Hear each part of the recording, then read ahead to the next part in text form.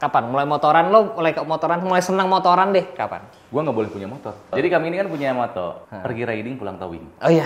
Kami ya, menggunakan jaket ini, ketika ini keluar kan langsung nggak ada artinya. Langsung nggak ada artinya. Langsung nggak gagah apa gitu. ini?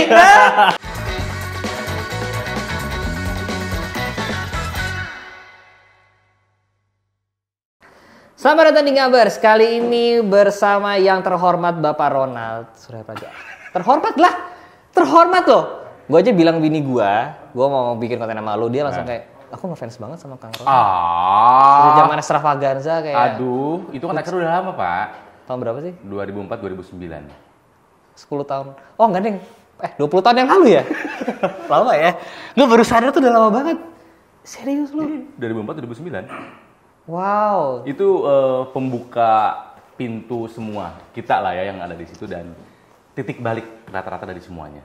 Titik balik emang kenapa sebelumnya? Ya maksudnya kan sebelum itu kan siapa yang tahu. Gue sama Tike terkenal dalam tanda kutip di Bandung sebagai penyiar lokal. Aming dulu dalam tanda kutip ya cuma seorang petugas wardrobe di sinetron. Oh iya? Iya. Tahu rapet jualan asuransi. Iya, Tora dulu juara. Udah main film betul, tapi ya filmnya sosok aja. Indra Biro ya sosok aja, gitu loh. Dan Extravaganza ya turning point buat kita semua. Lo tuh dari awal berarti itu ya? Apanya? Oh iya pendiri. The First Seven. Lo, Tora, Batik. Ayo siapa lagi coba? Jangan lo. Bukan gue masih, gue berarti baru umur 14 tahun. Jangan lo. Jangan muda lo. Gak inget ya 7 orang pertama? 7 orang. Tora. Yes. Lo, Ronald, Tike. Aming. Almarhum Roni Dozer. 2 lagi.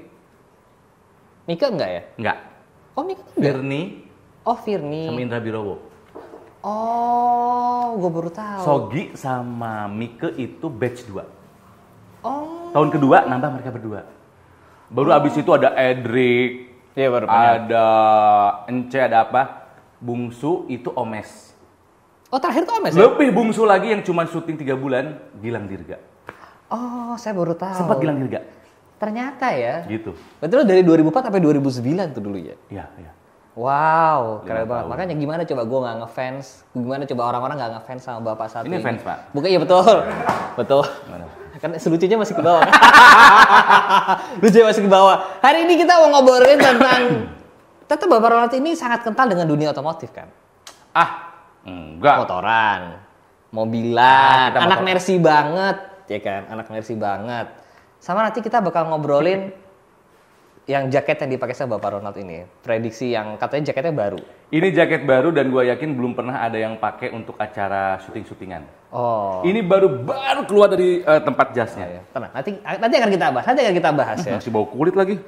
Itu dalamnya aja kayak tiger gitu kan. Hati-hati, gimana galak macam.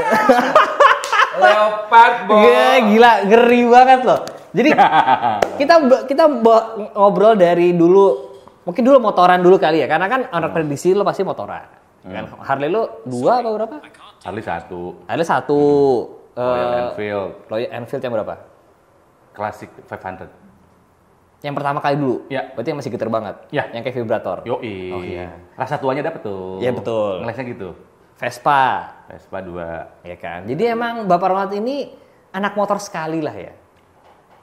Lo ya seneng lah. Kapan mulai motoran lo, mulai senang motoran deh, kapan? Gua nggak boleh punya motor. Ah iya? Iya karena dulu bapak tuh pernah punya Vespa. Tabrakan sampai hancur badannya lah. Wah tulang rusuknya patah, ada diliatin foto-fotonya. Semenjak saat itu bersumpah nggak akan beliin anaknya motor. Oh, oke. Gue nurut. Ya. Tapi ketika gue udah punya uang sendiri, ya nggak bisa dilarang ya. Ya betul. Pak maaf Pak, udah punya uang sendiri. Ya udah hati-hati aja. Jadi yang lo beli apa pertama kali pakai uang lo sendiri tuh? Vespa LX. Jadi zaman siaran di Bandung? No, belum. Itu mah mobil itu. Ah. Udah di Jakarta. Oh, udah di Jakarta. Iya. Vespa LX 125 ya. Betul. Iya kan. Betul. Kenapa LX waktu itu? Karena bagi gue Vespa itu ya lengkap ya, stylishnya dapet, harus gaya. Orang Bandung mah harus gaya apa-apa teh. Bener. Orang Bandung emang harus gaya sih. Harus gaya aja gitu, dan bagi gue Vespa tuh gaya gitu, keren gitu, anjir keren gitu. Belilah Vespa. Nah kalau beli motor gede pertama apa, Kang? Royal Enfield. Di Pejaten waktu itu berarti ya? Waktu di Pejaten, betul. Jadi dulu pertama kali masuk ke Jakarta tuh sebetulnya ketika keuangan sudah mulai settle gitu kan ya, boleh dong nambahin hobi gitu kan ya. Pengen dulu Triumph. Cuman karena gue pikir, gue newbie nih, harus keluar 400 juta. Dipakai belum tentu sering. Aduh apa nih buat belajar dulu nih gitu ya. Ya udah Royal Enfield, harganya kan lebih ekonomis, hampir seperempatnya gitu kan. Ya. Gue dapat pertama langsung, ya udah itu. Yang sampai sekarang masih ada. Sampai sekarang masih ada. Kilometer udah berapa tuh? Oh, sedikit. Kirain kan dari pakai touring sana sini gitu kan, barang prediksi. Udah pernah dipakai touring? Oh, udah berkali-kali. Oh iya. Iya. Kemana Iya. paling jauh? Itu yang ke Sukabumi, ke Puncak, ke Bandung, masih Jawa-Jawa aja sih, di Jogja. Ke Jogja. Di Jogja. Oh di Jogja. Maaf ya, prediksi itu tidak pernah ke, tapi di. Oh iya. Motoran Bali yuk, bukan ke Bali, tapi di Bali. Ya, motor ya. tiba-tiba udah nyampe sono. Itu istilahnya kalau kita namanya touring. Towing, the baru touring. Betul. Jadi kami ini kan punya moto, pergi riding pulang towing. Oh iya. Ya. Betul. Emang itu moto kita semua lah. Ya karena kan malam sebelum pulang kita pasti bersenang-senang ya. Betul, Sehingga setuju. tidak ada energi untuk pagi-pagi motoran. betul. Kecuali Emang mereka yang para motoris asli yang suka kesel sama kami ini. betul. Ferry itu kesel loh. Sama Chef itu ya. Hey, ayo balik pakai motor. Lu aja Desta. Sambut Desta dan kami mengamininya. Betul Desta. Enak naik bis kali ya. Soalnya makanya diprediksi yang paling sering touring tuh kayaknya Kang Ferry, Omes. Ya. Kalau Omes memang gua tuh dia anak motor banget. Bahkan dulu sebagai bungsunya Extravaganza, Omes tuh pernah bilang gini, kan dia dulu kalau pulang suka nebeng gue. Bahkan kontrakan gue cabut, gue punya rumah, dia nempatin. Jadi gue anggap adik di Omes sebenarnya. Dia bilang, Kang, saya nanti kalau sudah punya uang sendiri, uangnya banyak, saya mau beli motor. Mau beli motor yang banyak, Kang. Oh, amin, Mes. Dan tercapai mimpinya. Betul. Satu Emang lagi anak motor banget dia. Satu lagi dilelang lagi. Udah laku lagi Udah dilelang laku buat buat Celestine. Celestine. Berarti Royal Enfield nih, ya kan. So far menurut lo, gue penasaran deh. Menurut lo Royal Enfield motornya gimana? Yang lo punya? Oke, itu kan bukan motor buat geber-geberan kan. Tapi gue sih suka karena nyaman aja. Nyaman Dan kayaknya dipakai kemana juga nyampe-nyampe aja tuh. Kan menurut cerita katanya itu adalah satu-satunya motor yang nyampe ke Himalaya kan, bisa dipakai katanya. Betul. Tapi lo so far senang sama motor? Seneng. Karena gue di review gue waktu itu bilang ini motor getar banget. Parah. Tapi ya, gue suka apa? Kenapa gue beli yang Classic 500? Karena modelnya tua, rasanya tua. Ya udah gue terima. Itu karbo atau injeksi sih? Injeksi kan ya? Injeksi. Jadi emang motor sebenarnya modern tapi feel tuanya masih dapat. Betul. Meskipun ketika gue nyobain bareng teman pakai Bonneville Triumph. Enak nggak ada getarannya. Wah. Tapi ya udahlah, ya ini motor gue, ya udah, gue nikmatin aja. Akan dijual nggak suatu saat Ya. nanti? Karena ini motor apa? Motor gede pertama yang gue punya. Ya. Ronald tidak pernah menjual barang. Oh tidak pernah? Nggak pernah. Mobil nggak pernah? Ya kecuali itu Pak, butuh Pak, itu Pak. Maaf, kecuali mobil ya. Kecuali mobil, karena kalau benda-benda kayak pakaian, sepatu, koleksi, benda-benda koleksi mah someday akan turun buat anak-anak gue gitu. Oh, luar biasa. Udah dipikirin jauh nih ya? Oh ya. Ya. Habis itu udah RE, Vespa. Di rumah lagi ada Vespa apa nih? 2? Primavera sama si Alex tadi. Oh, Alex ini masih ada ya? Masih ada, tapi aku kasih ke supirku. Oh, nggak dikasih ke gua aja? Anda udah banyak, Pak. Lumayan dikasih Vespa harddisk kan? Oh ada, dari prediksi juga sempat dapat, selain Primavera kita dapat Honda PCX. Oh, dapat ya? Oh, yang campaign Honda ya. Iya. Pernah. Ya. Primavera. Kenapa Primavera? Waktu itu yang kerjasamanya itu. Oh, jadi ini jatuhnya sebenarnya 2 Vespa, 2 motor ini dikasih aja gitu ya? Yang satu beli dong. Yang beli. LX, PCX dikasih. Primavera dikasih. Oh, lumayan juga ikut prediksi nih. Alhamdulillah. Grup motor yang dibentuk di masjid dia penuh keberkahan. Alhamdulillah ya. Mana ada grup motor dibentuk di masjid? Nah, nanti kita bahas. Emang di masjid sejarahnya gue tahu sudah emang sebenarnya di masjid loh. Gue tidak menyangka tapi sebenarnya. Nah, tapi yang kayaknya paling disayang kayaknya yang Harley-nya. Sebetulnya Harley ini belum lama sih. Di tangan gue baru 6 bulanan. Ini semenjak yang campaign rame-rame pulang pada beli motor semua ini? Ya, pokoknya ada kerjaan dari prediksi yang lumayan lah nominalnya. Dan akhirnya menjadi peer pressure dari semua anggota prediksi yang nggak punya Harley, cuman gua sama Soleh. Ya, Masa sih? hanya gua sama Soleh. Dulu tuh nggak punya. Karena gue mah, I'm an Englishman who trap inside Indonesian body. Man. Bukan kayak Gue lagunya. tuh merasa orang Inggris. Bukan kayak lagunya Sting ya? Iya, English di New Man. York. Itu New York ya? Iya, iya. Jadi gue tuh merasa kalau barang-barang tuh gue pengen yang Inggris. Oke, meskipun udah merek India, si Royal Enfield, tapi mereknya oke deh. Inggris lah. Inggris lah gitu kan ya. Tapi ketika yang lain semua punya Harley, anjir, masa gue nggak punya. Dan ketika touring kerasa Pak, 500 cc ngelawan 1200. Hey, boleh slow nggak? Aku lawan nih, aku pelan gitu ya.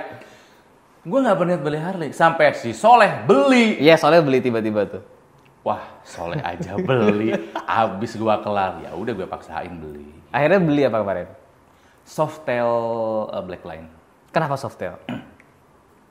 Ada alasan tersendiri nggak kenapa Softail gitu? Karena gua percaya apa yang direkomendasikan sama Ferry dan Steffi.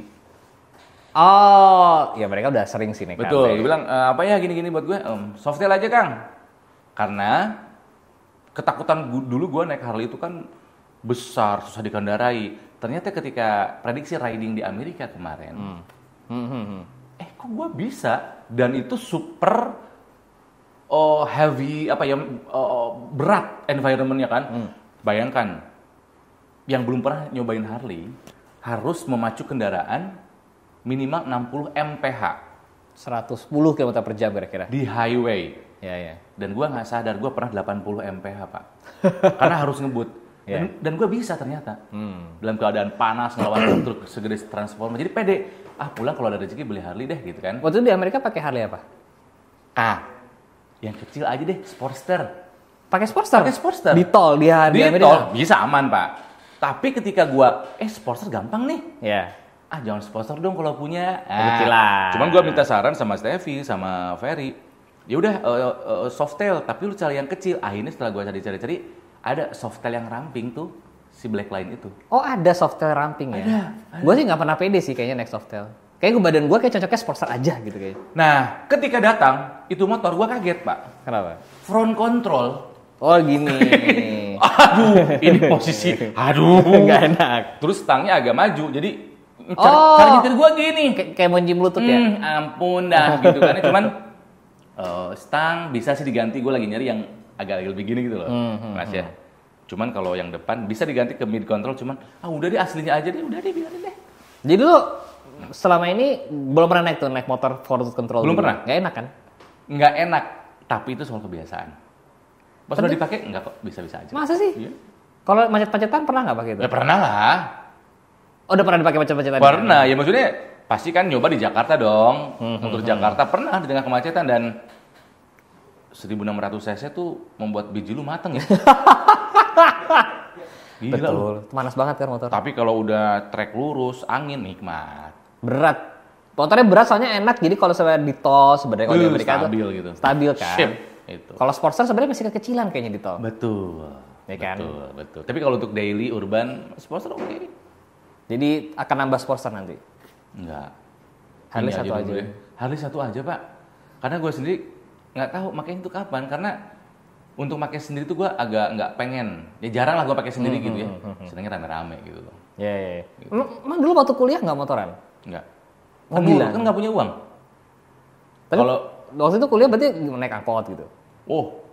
Waktu kuliah gue naik Mercy, BMW, Eterna, nebeng. Oh, ya.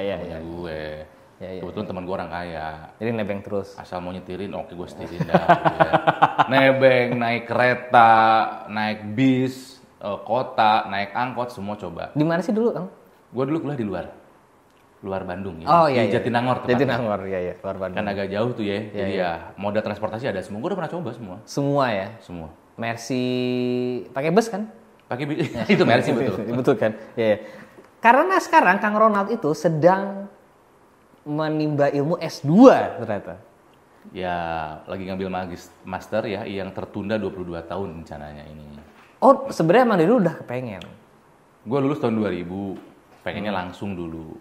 Cuman pada saat itu gue udah kerja sebelum lulus, jadi udah kerja dulu deh. Keasikan, tiba-tiba tahun 2022 kemarin, moodnya dapet. Ya udah, gue lanjutin.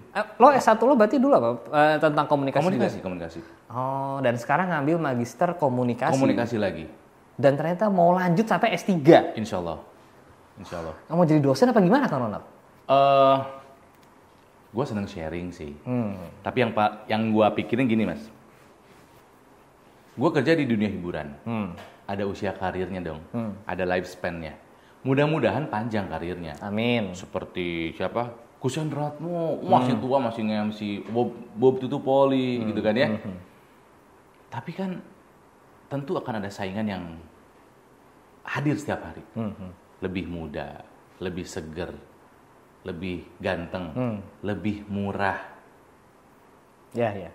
Aku mah nggak mau dibayar murah. Karena aku punya jam terbang, gitu kata Ya, ya, ya.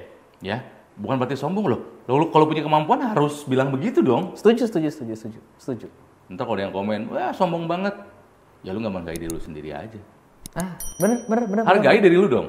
Lu mau harga diri lu murah, ya gue mah nggak mau. Gitu. Ya. Nah, akhirnya gue mikir bahwa, oke, gue harus punya skoci gue berikutnya apa nih? Skoci gue berikutnya adalah, gue mungkin terjun ke dunia pendidikan. Kalau sudah punya gelar doktor, Pak, bukan hanya sebagai dosen, lu bisa jadi staf ahli, menteri, staf ahli DPR, lu punya sekolah sendiri, lu bisa bikin lembaga survei sendiri. Ya. Keren. Ya jadi maksudnya gue mikir, oke, awal karir gue komedian, oke. Tapi gue lebih dari itu kok. Keren. Dan menurut gue emang kalau orang ngambil S2 gitu ya, sesuai dengan bidang pekerjaan menurut gue akan lebih bernilai juga. Oh iya, karena bukan hanya ilmu yang gue dapat, tapi ditambah gue jam terbang. praktisi. Betul. Gue main di industri itu. Ya, berarti udah berapa tahun tuh? Dari 2000 berarti? Di tahun 2000 gue udah mulai siaran di Bandung. Jadi ya, ketika gue masuk ke kampus pun, dosen-dosen pun appreciate, respect bahwa oke, kami akademisi, ya, tapi kami nggak tahu di luar sana dunia industri seperti apa. Saling melengkapi. Aku orang industri yang butuh ilmu pastinya, ilmunya gitu ya. Setuju. Ilmu formal, mereka ilmu formal jago, tapi nggak tahu dunia kerjanya seperti apa. Ketemu, cocok. Dan yang menyenangkannya adalah dosen-dosennya adalah teman-teman gue zaman dulu. Oh ya? Adik-adik kelas. Oh, adik kelas ya? Ada yang adik kelas, ada yang dosen dulu gua ngajar gitu kan. Jadi gua kayak kembali ke rumah aja ini. Ini di kampus yang sama berarti? Kampus yang sama. Kampus yang sama. Nah terus tadi lo cerita katanya dari S2, lo sekarang lagi bikin tesis. Lagi bikin tesis. Tesis apa tuh? Tentang apa Bang Judi? Kalau boleh di-share. Gue siaran di Jakarta 14 tahun. Di Jak FM. Dengerin nggak? Dengerin nggak kalian semua? Suaranya bagus berarti. Di Bandung 5 tahun. Anggaplah gue 20 tahun siaran. Setengah hidup gue tuh siaran, radio. Gue mencintai radio. Tapi apa daya, sekarang media konvensional dihantam abis-abisan. TV, ya, radio, media cetak udah mati aja. Ya. Tapi gue fokus ke radio. Tesis gue adalah tentang how radio survive in this digital era lah. Ya. Dengan IMC, Integrated Marketing Communication. Jadi gue pengennya tesis gue itu nanti semacam rekomendasi. Pengen bertahan, radio ikutin tesis gue. Keren. Dan apalagi gitu lo punya pengalaman 20 tahun lagi di radio. Iya. Jadi gue tahu nih, kurangnya ini. Oke, ini nggak boleh dilawan, ikutin. Tapi caranya begini. Kekuatan radio ini, kelemahannya ini. Oke, kelemahannya kita perbaikin. Oke, kita nggak bisa ngadu lawan ini. Oke, apa yang bisa? Oh gitulah, kayak gitulah. Lo secinta itu sama radio, kepikiran nggak mau bikin radio? Nggak. Oh nggak? Nggak. Kenapa Bang? Berat. Sesusah itu bikin radio? Iya. Di saat-saat ini? Saat-saat ini, berat. Dan meskipun harga radio murah sekarang. Oh, gue akan tahu kalau itu. Frekuensi murah sekali sekarang. Emang kalau dulu gimana? Maksudnya gue bukan anak radio nih. Ya. Jadi emang itu maksudnya gimana? Gini, yang susahnya itu adalah frekuensinya terbatas. Cuma dari 87 ya. 87 sekian kalau sampai 100. Di Jakarta itu per 0,25 MHz itu ada satu stasiun radio. Dulu itu bisa sampai 20 miliar. Per satu channel, satu frekuensi. Jadi kayak Jak FM itu 101. 101 itu tuh harganya segitu tuh kira-kira tuh. Iya. Frekuensinya toh ya. Iya, frekuensinya toh. Bahkan harus punya gedung, punya karyawan. Ribet banget. Sekarang? Kemarin ada sebuah radio terkemuka. ambil aja 8M sak gedung-gedungnya, sak pegawai-pegawainya ambil. Serem ya. Saking persaingannya itu ya. Karena udah bleeding banget. Sebleeding itu ya. Sebleeding itu. Kalau menurut tesis lo yang sekarang sedang lo kerjakan ini, radio bisa survive nggak sih? Bisa. Bisa? Bisa. Di antara gempuran Bisa. podcast. Bisa. Mungkin ada yang boleh di-sharing nggak? Maksudnya gimana caranya mereka bisa survive? Basicnya radio itu kan ada 3. On air, off air, online. Oh. Radio itu dulu hanya fokus ke on air yang didengerin. Off air bikin event. Online hanya komplimen. Dulu. Padahal sekarang yang harus dijual yang Online. Ya. Jadi menurut penelitian lo, online ini justru bisa menghidupkan si online on air ya? Yes. Karena di akhir hari nanti, sekarang aja kan kita udah lihat, kita udah nggak butuh benda yang bernama radio untuk mendengarkan siaran radio. Ya. Semua udah didengarkan dalam HP, handphone. Pada akhirnya nanti radio itu, bukan hanya radio, pada akhirnya nanti semua media itu hanya berbentuk akun. Bener. Ya, bener juga ya. Akun, kamu di mana punya akun kan? Ya. Itulah kamu. Menurut penelitian lo pun sekarang udah ada tuh radio yang dari online justru malah menghidupi si on air. Di Indonesia belum. Oh, di Indonesia justru belum? Di Indonesia itu sekali lagi, online masih komplimen pada saat sales atau marketing jualan. Harusnya online yang dijualin. Udah geser paradigmanya, Ya. Nanti Bapak kalau pasang iklan di kami akan dibacakan adlibnya 5 kali sehari. Off airnya begini. Iya. Itu paradigma zaman dulu. Sekarang lu switch online yang lu gedein. Tapi online seperti apa yang harus radio tawarkan? Ya. Karena online-nya beda dengan online media lain. Ngerti kan beda kan? Paham. Gitu lah. Karena jujurnya menarik banget karena gue sendiri kan gue cuma pendengar lah ya. Gue nggak tahu dunia radio tuh kayak gimana gitu. Jadi buat gue sih menarik sekali, fascinating sekali gitu. Dan ada satu hal yang seharusnya menjadi keunggulan radio. Penyiar. Kayak lo gitu ya, sebagai penyiar ya. Kenapa? Penyiar tuh ciptaan Tuhan, punya rasa, punya emosi. Nggak akan bisa digantikan oleh AI tercanggih apapun. Setuju. Ya. Salah satu karakter radio adalah personal. Proximity, kedekatan. Yang tidak akan didapatkan oleh media lain. Pernah merasa dekat dengan host TV? Enggak kan? Pernah merasa dekat dengan penyiar radio? Sering. Gue seneng banget sama penyiar ini, meskipun nggak kenal, tapi gue kayak ngerasa. Iya, bener juga ya. Gue tuh sering banget dulu tuh siaran, orang nggak kenal di mall. Mas, ngajak salam pelukan. Kenapa mas? Saya setiap hari on the way ngantor sama dengerin kamu Mbak Tike. Aku nyetir sendiri, tapi kayak ada orang ngobrol samping saya. Makasih nemenin saya 7 tahun. Iya. Sepersonal itu.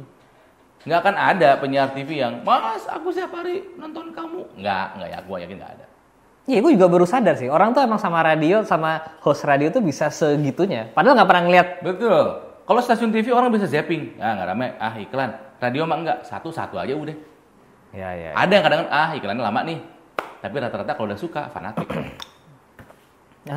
Bener juga ya. Itu emang menjadi sebuah competitive advantage penyiar radio. Oh, iya. Itu lo kalau dari lo sendiri tuh ngebangunnya susah nggak mas kayak gitu? Kan saya sebagai junior nih di dunia yang kayak gini nih. Semua juga bisa kok. Kan gue juga belajar. A professional kan once an amateur kan. Ya. Setuju. Ya. Cuman memang orang-orang media yang bergerak di bidang media hari ini harus multi skill. Referensinya harus jauh lebih banyak. Kenapa? Karena jauh lebih mudah. Oke. Karena persaingannya justru jadi semakin kuat kan? Iya. Semakin banyak. Saingan radio itu dulu adalah media lokal. Radio Bandung hanya didengarkan oleh orang Bandung. Radio di Jakarta hanya didengarkan oleh radio Jakarta karena dibatasi oleh kekuatan pemancar. Sekarang bisa streaming. Pendengar kamu adalah global. Pendengarmu seluruh dunia. Jadi dulu zaman gua siaran, selamat pagi, siang, sore, dan malam. Selamat pagi Jakarta. Ya, selamat siang kamu yang di Melbourne yang dengerin gue hari ini. Selamat malam New York, apa kabar? Karena pendengar gue ada di mana-mana. Ya. Gitu loh. Nggak kayak dulu ya. Nggak kayak dulu. Ya. Sosok paradigmanya berubah. Nah itu yang harus diantisipasi oleh para insan radio atau media konvensional lah. Gitu. Dan itu yang sedang lo teliti tuh ya sebagai S2 lo ya. Udah selesai sih sebetulnya, tinggal ditulis aja. Tinggal ditulis. Biasanya bagian tulis ini justru Wah biasanya. ampun, malas. Kemarin sempat 2 bulan ngeheng kepala gue. Aku capek. Terus habis ini masih mau S3 lagi. Insya Allah. Jadi bentar lagi akan menjadi doktor. Ya amin, doain lah. Wah amin. Kali mana Dr. Ronald Surapraja. Gila. Katanya sekarang di era kampanye jangan bilang amin. Oh nggak. Takutnya mendukung. Jadi Sorry. Salah. Coba ulangi gimana doanya? Dr. Ronald Surapraja. Kobul. Oke. Ya, daripada nanti salah diartikan kan Iya. ya. Bahaya. Jadi, kobul aja gitu. Di antara masih kepikir lagi, emang keren sih apa bahasa satu ini. Di antara anak-anak prediksi, jangan lo doang ya sampai S2, S3 nih kayaknya. Tampaknya sih begitu ya. Wah, luar biasa. Jadi sekarang kita ngomongin prediksi. Ini jaket apa nih? Itu udah nggak nahan katanya mau jaket. Ini jaket baru jadi minggu lalu. Jadi sebenarnya, loh kalian kan udah punya jaket kan? Iya, kalau jaket kan banyak sebetulnya, tapi kan kalau sebagai grup motor tuh harus ada vest colors yang kulit dong. Oh, oke. Gitu kan, kalau kemarin kan bahannya ada yang denim. Lo gue pikir tuh jaket, vest official itu yang denim itu? Enggak, itu dibikin waktu ke Amerika. Oh, oke. Nah, jadi kayaknya yang itu gaya-gayanya Sons of Anarchy gitu kan ya. Tapi sekeren atau segagah apapun kami ya, menggunakan jaket ini, ketika ini keluar kan langsung nggak ada artinya. Langsung nggak gagah apa gitu. ini? Motor lu gede, mukanya berewokan, tatoan.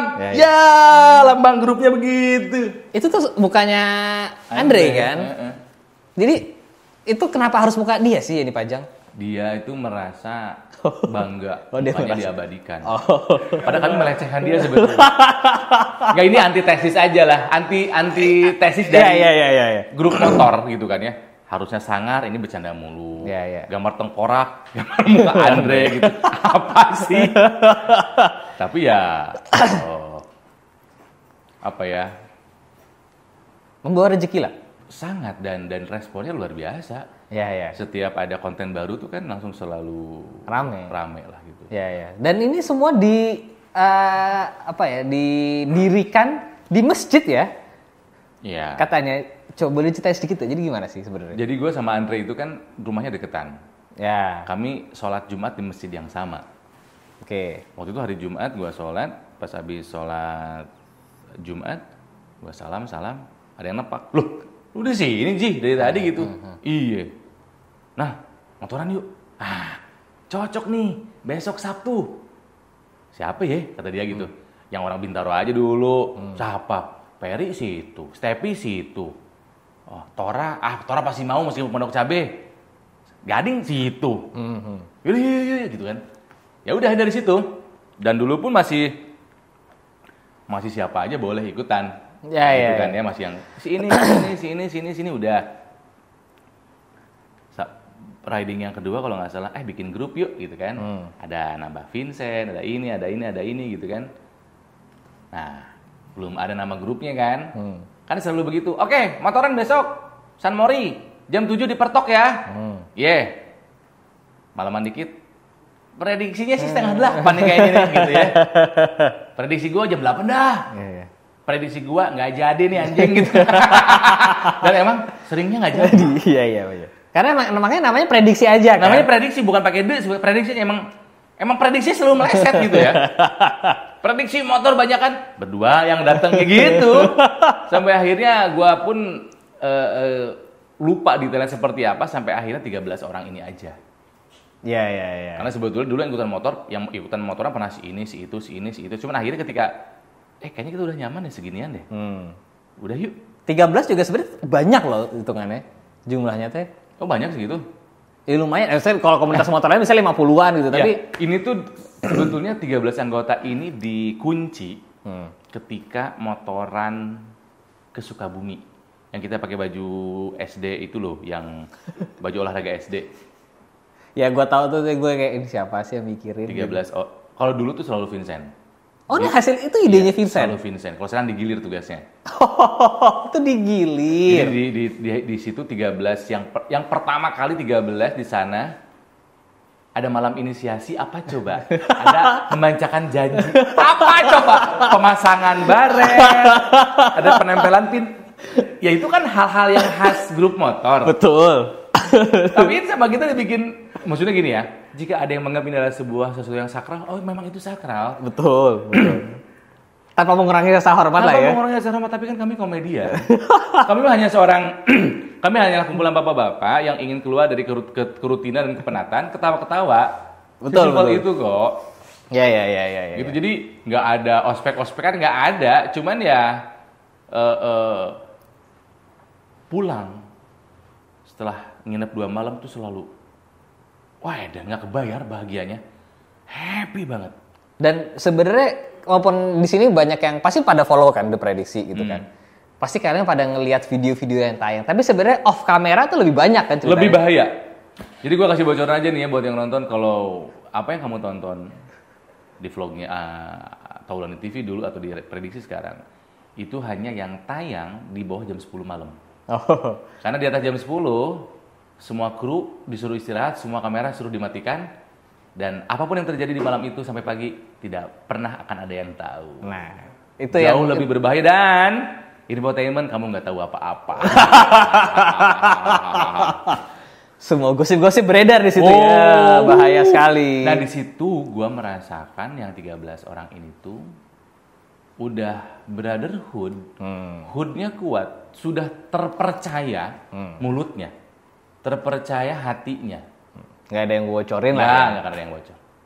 Karena udah nggak ada rahasia. Ya masih ada rahasia, cuman yang kita merasa kenal, tapi yang serius lu. Masih kayak gitu juga ya ternyata ya? Ketawa, jangan salah, nangis pun parah kita. Oh pernah kalian momen nangis? Selalu setiap malam, tiap kumpul pasti dia nangis. Bahwa kami juga manusia yang bapak-bapak yang butuh teman curhat. Jadi bapak-bapak tuh butuh teman curhat juga? Oh iya. Ya, di balik sosok anak motor prediksi yang motoran, motornya gede-gede semua. Di balik itu dan di balik anggapan orang-orang, komedian itu selalu bikin orang ketawa karena hidupnya happy. Ingat kisahnya Robin Williams? Yes. Ternyata ya. Jadi di balik komediannya itu ternyata masih butuh. Oh iya. Kita juga orang yang hidup kita nggak hahaha terus kok. Disitulah gue karena ada beberapa kali momen bahwa ini yang gue rasain pribadi bahwa shit, gila men, I love you men. Sayang gue sama kalian semua. Ada satu momen lah gue jatuh lagi drop banget. Disitulah prediksi anak 13 orang ini, 12 orang lainnya ini berarti ya? Gua waktu itu lagi barengan. Tiba-tiba gue lagi sedih banget. Tapi gue gak mau ngerusak mood kan. Gimana nih? Gue melipir, gue nangis. Nggak ketahan sih, aduh gue nangis. Tiba-tiba ada yang meluk dari belakang. Steffi. Dan itu adalah pelukan terhangat yang pernah gue rasain dari seorang teman. Kenapa Kang? Sabar ya. Datang Gading, datang Omes, datang pelukan semuanya, menenangkan dan menyemangati gue. Keren ya. Dan itu off kamera tuh ya? Nggak ada kamera. Nggak ada kamera. Dan itu emang, ya itu realita. Kalaupun itu terekam, nggak akan dinaikin. I see. Ada momen-momen yang we don't have to share everything because people ruin the beautiful of it. Setuju. Keren. Apalagi komentar-komentar sotoy yang lu nggak tahu apa-apa. Iya. That sucks man. Lu nggak tahu apa-apa gitu. Jadi mendingan kita. Jadi apapun yang tayang di prediksi selalu melalui kurasi 13 orang. Oh iya. Aman nggak? Guys yang ini bahaya ya, potong ya. Oke. Guys yang ini nggak usah ya. Oke. 13 aja ya. Sebetulnya idealnya 13 orang, tapi didelegasikan ke beberapa orang aja yang bisa mencakup kami semua lah. Gitu loh. Keren. Kalau dia udah ACC, kita ACC. Saya prediksi ini sekali touring, krunya tuh total kayaknya ada 50 ya? Enggak. Iya ada. Lo 13, satu orang pasti bawa satu kan? Enggak. Enggak. 13 personel, mungkin yang membawa asisten hanya 3 atau 4 orang. Tapi diperbantukan membantu yang lain. Ya. Palingan kru video sama foto. Jadi total 20 lebih lah ya. 20 sih lebih sih, ya 25 lah. Rame loh. Rame, Pak. Makanya bikin kontennya seru-seru terus kan. Ya nggak apa-apa lah, biar sponsor yang bayar. Alhamdulillah ya. Pulang-pulang pada beli motor semua kan. Ya nggak selamanya gitu, Pak. Tapi aminin. Tapi kabulin aja. Kabulin aja. Pinter juga lah. Sinilak itu cepet banget loh emang. Lo kalau ditanya nih, yang paling trip anak-anak prediksi nih, yang paling lo inget yang mana? Oh, the best itu Amerika. Kami bahkan bukan pemotor sejati. Bukan. Itu real bikers. Ini apa? Macam apa? Ini yang bikin Andre real bikers, real human. Apa sih? Apa? Mimpi aja nggak pernah motoran di Amerika. Ini tiba-tiba motoran pakai Harley melewati Route 66. Rute sakral yang belum tentu para pemotor sejati di Indonesia pernah ke sana. Ya. Betapa beruntungnya kami. Dan ternyata banyak di sana tuh yang takut. Jangankan gua, jangankan Soleh, Wendy yang aduh takut nih gitu. Oh iya. Ferry Mariadi pun ada sedikit gentar. Anjir, jalan gede gini harus gede gitu ya. Meskipun dia kan lebih siap sama Stevie. Iya. Bayangkan lu memacu motor 150 km per jam dan pinggir lu aspal gitu. Dalam keadaan panas dan kalau ada truk lewat, gitu goyang. Jadi rasanya ketika LA ke Joshua nyampe tuh bener-bener yang semua yang terharu pengen lagi. Anjir nyampe, gila men. Bisa naklukin ini tuh gila gitu loh. 13-13-nya lagi 13-13-nya ya? Pas pergi. Oh ya? Pas pulang tahu dong siapa yang towing. Ya betul. Ya udah banyak ceritanya kalau itu. Ya orangnya itu lagi yang nggak mau kena sinar matahari sama sekali itu. Pokoknya dari ada prediksi ini emang yang motoran banget tuh kayak emang Kang Ferry doang sih kayaknya ya. Bahkan ketika kita pulang ke Indonesia dari LA, Ferry naik motor pulang. Motoran sendiri ke San Francisco. Oh. Kan gila ya? Sendirian. Ya di sana ada teman-temannya dia baik ya cuman tetap LA San Francisco kan? Jauh kan? Ada 7 jam itu. Panas dan sempat kebakar ban motornya kalau nggak salah saking panasnya karena jalan. Kan dia tapi emang anak motor sejati. Ya dia sama Stevie lah ya. Stevie udah kemana-mana juga. Cuman ya sekali lagi itu trip Amerika tuh masih sering kita obrolin di setiap kita pertemuan. Selalu kita udah ngobrol karena Amerika ya iya nih gitu. Harusnya tahun 2023 ini harusnya kita motoran di Italia pakai Vespa. Ya, saya sudah dengar berita-berita itu. Cuman kita sepakat kalau motoran di Indonesia nggak 13 nggak apa-apa. Oh. Tapi kalau keluar negeri harus 13 orang. Dan 13 ini artis lagi ya? Gabunginnya susah sih itu jadwalnya. Nggak ketemu. Meskipun kemarin yang nggak bisa berangkat bilang, ayo dong berangkat aja, jangan gara-gara gue dong. Ya. Ayo gue nggak enak nih sponsor ada gitu. Nggak. Kesepakatan nggak 13 nggak berangkat. Kan dia ngerasa nggak enak, udah santai nggak apa-apa santai. Gitu. Luar biasa. Trip yang paling diingat Amerika. Kalau yang paling konyol? Yang paling konyol ya nggak mungkin ditayangin. Oh, nggak mungkin ditayangin. Ya sudah, yang sudah tertayangkan pokoknya lah. Yang sudah tertayangkan. Pokoknya nggak tayang itu banyak melibatkan kata-kata umpatan yang kasar, tapi lucu banget. Banyak menghadirkan nudity scene. Yaudah deh, yang kalau sekarang, berarti sekarang orang-orang itu tahu kalau yang bikin gimmick tuh ternyata diputer, di rotate. Ya, dulu itu yang ngatur rute selalu Omes. Oke. Omes teh rute nyiapin motor, Omes banget lah kalau motoran. Ya. Kalau untuk acara itu Andre, biasanya sama Omes juga sama. Kalau soal gimmick, baju-baju itu dulu Vincent semua. Dan yang tahu hanya Vincent. Terkadang dia terkadang koordinasi jika perlu koordinasi dengan kalau nggak Omes sama Andre. Jadi hanya 3 orang itu. Tapi biasanya hanya Vincent toh. So itu adalah reaksi yang spontan, yang jujur. Anjing baju macan lagi. Baju macan tuh touring yang di Taman puncak. Safari. Ya. Di puncak kan? Ya karena kita nggak ada yang tahu. anjing baju buah apa lagi? Anjing baju babysitter. Itu baju bis itu tuh Vincent tuh. Dan dia tiba-tiba kacamata alien gitu kan yang asing gitu. Jadi terakhir yang Bali. Sorry, terakhir Bali ya? No. Apa Jogja. Solo Jogja. Vespa kan? Oh, ya. sorry yang FUM ya? Ya, itu udah mulai dibagi tugas. Oke. Jadi kayak baju kemarin Wendy sama Soleh. Baju Hansip Soleh. Oh. Daster Wendy. Ya. Gua kebagian transportasi. Ya. Terus Vincent kebagiannya games. Ya, jadi bagi tugas. Tora ngurus apa coba? Konsumsi. Jadi bagi tugas. Ya? Jadi sekarang udah kebagilah tugasnya gitu. Nanti yang trip berikutnya di rolling lagi semua kebagian apa gitu. Oh, I see. Nih. Nah, ini sebagai penutup nih, gue mau nanya 2 atau 3 pertanyaan lah tentang anggota prediksi nih. Yang pertama nih, yang paling sering bikin ketawa siapa? Andre Taulani, of course. Andre Taulani dengan pancingan Desta. Yang paling inget yang mana? Selalu banyak, Pak. Selalu banyak. Desta itu seneng banget mancing Andre. Dan Andre tuh sampai bilang, udah dong, jangan mancing mulu nih gue nih, gue capek nih. Oh, iya? Andre tuh selalu bilang, guys, gue tuh lucunya cuma 1 jam, abis itu gue capek. Gitu kan ya. Udah itu 1 jam. Ji, masih lucu aja nih Ji. Udah dong, gue capek dong. Desta tuh mancingnya dan keren. Desa ya paling banyak Desa yang mancing. Tapi terkadang Vincent sama Surya juga mancingnya asik.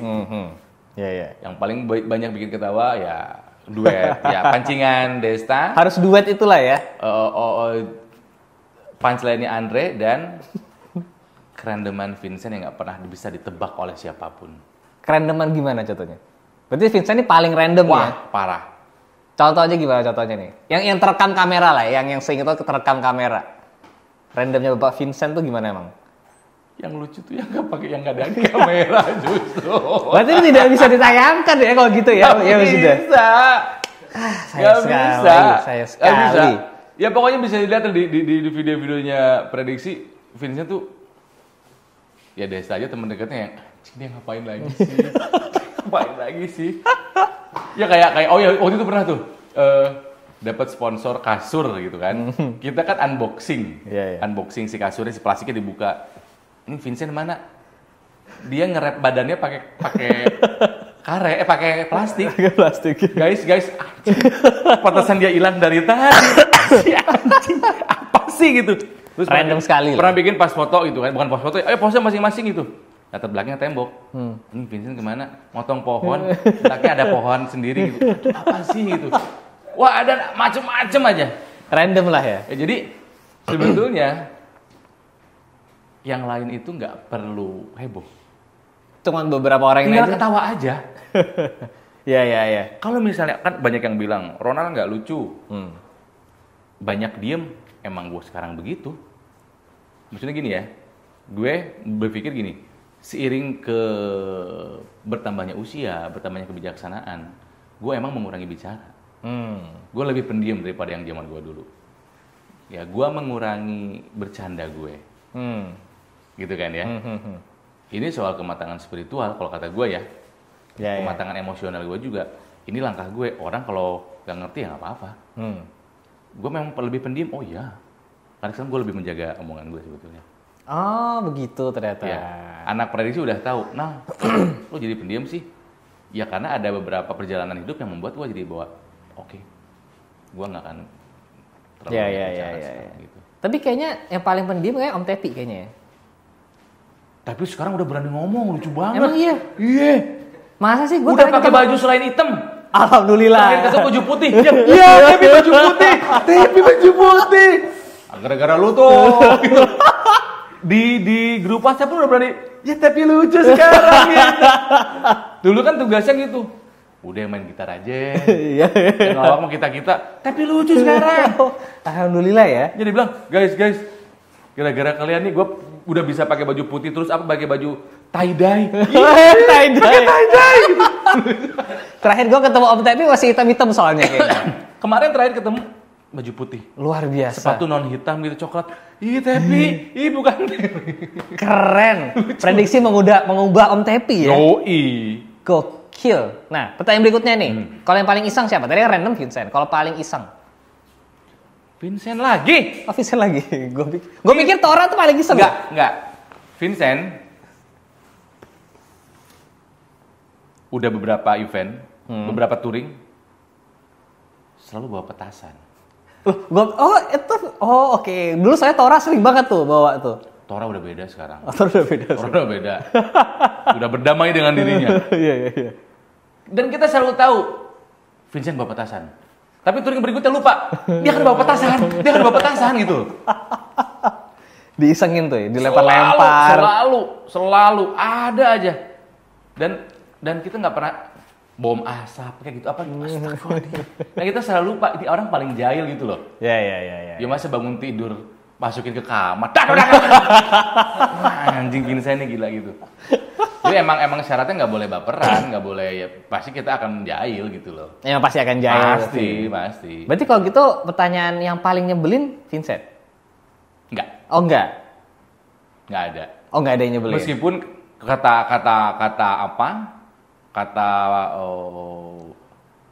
simpansi, simpatisan prediksi.